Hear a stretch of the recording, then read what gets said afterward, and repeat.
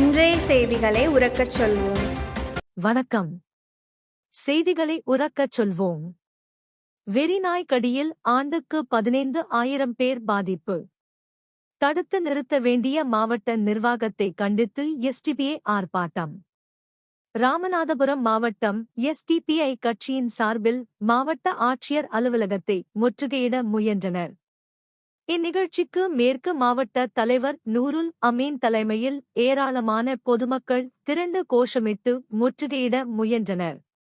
ஆண்டு ஒன்றுக்கு அரசு மருத்துவமனைகளில் வெறிநாய்க்கடி சிகிச்சை எடுத்துக் கொண்டவர்களின் எண்ணிக்கை 15,200க்கும் மேற்பட்டவர்கள் தொடர்ந்து பாதிக்கப்பட்டு வருகின்றனர். மேலும் கேரளா அரசு சமீபத்தில் இயற்றிய நாய் ஒழிப்பு தொடர்பான சட்டம் மூலம் நோயற்ற நாய்களை கருணை கொலை செய்யலாம் என சட்டம் இயற்றப்பட்டது. அதனைத் தொடர்ந்து தமிழகத்தில் கொண்டுவரப்பட்டது. ஆனால் கொண்டுவரப்பட்ட சட்டமானது செயல்படுத்தப்படவில்லை. இதுகுறித்து பலமுறை மாவட்ட ஆட்சியிடம் மனு கொடுத்தும் ராமநாதபுரம் மாவட்டத்தில் வெறிநாய்களின் தொல்லை அதிகமாகும். அதனால் பாதிக்கப்பட்டவர்களின் இறப்பு அதிகமாகவும் இருந்து வருகிறது. எனவே உடனடியாக மாவட்ட நிர்வாகம் நடவடிக்கை எடுத்து வெறி நாய்களை அழிக்க வேண்டும் என போராட்டத்தில் ஈடுபட்டனர். வணக்கம்.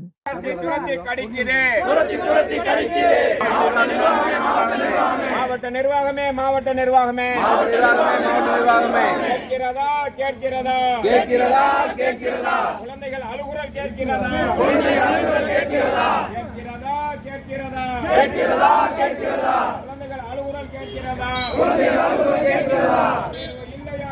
இல்லையா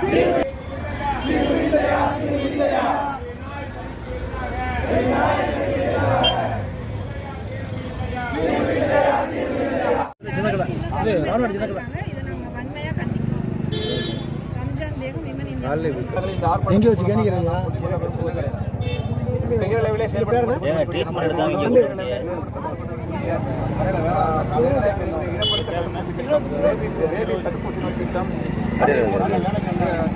ஆனா இதுவரைக்கும் ஒரு மாதம் ஆயிடுச்சு. இந்த அறிக்கை வந்த பிறகும் எந்த விதமான ஆக்கப்பூர்வமான நடவடிக்கை இல்லை. நாளும் தாமதம். இன்றைய தினம் கூட ஒரு இளைஞர் வந்து இன்னைக்கு என்ன இருக்காருன்னா ராமநாத் சின்ன கடையில் நூறுல மீன்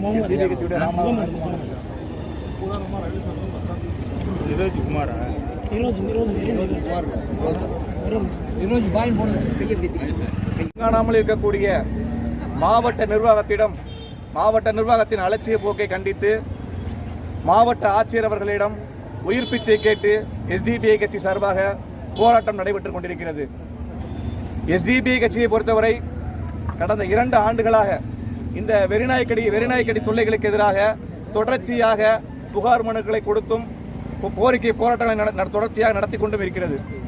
ஆனால் நாளுக்கு நாள் வெறிநாய்களின் அட்டூழியமும் வெறிநாய் கடிகளும் அதிகமாகிக் கொண்டு வருகிறதே தவிர கொஞ்சம் கூட குறைந்தபாடு இல்லை. பெயரளவில் செயல்படுத்தப்படக்கூடிய வெறிநாய்க்கடி தடுப்பூசி திட்டம், ரேபிஸ் தடுப்பூசி நோய் திட்டம் இவையெல்லாம் பெயரளவில் செயல்படுத்தப்படுகின்றதே தவிர முறையான ஆக்கப்பூர்வமான நடவடிக்கைகளின் அடிப்படையில் செயல்படுத்தப்படவில்லை. அதேபோன்று கடந்த சில மாதங்களுக்கு முன்பு கேரளாவில் அமல்படுத்தப்பட்டதை போன்று தமிழக அரசும் அறிவித்த நோய்வாய்ப்பட்ட வெறிநாய்களை கருணை கொலை செய்யலாம் என்ற அந்த அறிவிப்பும் எவ்விதமான நடைமுறைக்கும் வராமல் இருந்து கொண்டிருக்கிறது. ஒவ்வொரு நாளும் சமீபத்தில் 2 மாதங்களுக்கு முன்பு பரமக்குடியிலே பள்ளி சென்று வந்த குழந்தையை வெறிநாய் கடித்தது. சில முதுகுளத்தூரிலே கடைக்கு சென்ற சிறு குழந்தையை வெறிநாய் கடித்தது. ஏன் இன்றைய தினம் போராட்டம் அறிவித்த இன்றைய தினம் சின்ன கடையை சேர்ந்த அன்பு நண்பருக்கு வெறிநாய் கடித்து இன்றைக்கு வந்துட்டு ஒரு பத்திரிகையில் வந்த புள்ளி உரத்தை எடுத்துக்கிட்டீங்கன்னா கடந்த 1 வருஷத்துல மட்டும் நம்முடைய ராமநாதபுரம் மாவட்டத்தில் மட்டும் அரசு மருத்துவமனைகளில் பதிவு செய்யப்பட்ட வெறிநாய்க்கடிக்கு சிகிச்சை எடுத்தவங்களுடைய எண்ணிக்கை மட்டும் 15,274 பேர். ஆனா இவ்வளவு பெரிய எண்ணிக்கை வந்த பிறகும் மாவட்ட நிர்வாகம் இது தொடர்பான எந்த விதமான ஆக்கப்பூர்வமான நடவடிக்கை எடுக்கல என்ற அடிப்படையில் தான் social democratic party of India SDPI கட்சி இன்றைய தினம் இந்த போராட்டத்தை முன்னெடுத்துக் கொண்டிருக்கிறது. இந்த போராட்டத்தின் வாயிலாக மாவட்ட நிர்வாகத்திற்கு இந்த சேனல் உங்களுக்கு பிடிச்சிருந்தா லைக் பண்ணுங்க, ஷேர் பண்ணுங்க, கமெண்ட் பண்ணுங்க. மறக்காம இந்த சேனலுக்கு சப்ஸ்கிரைப் பண்ணுங்க.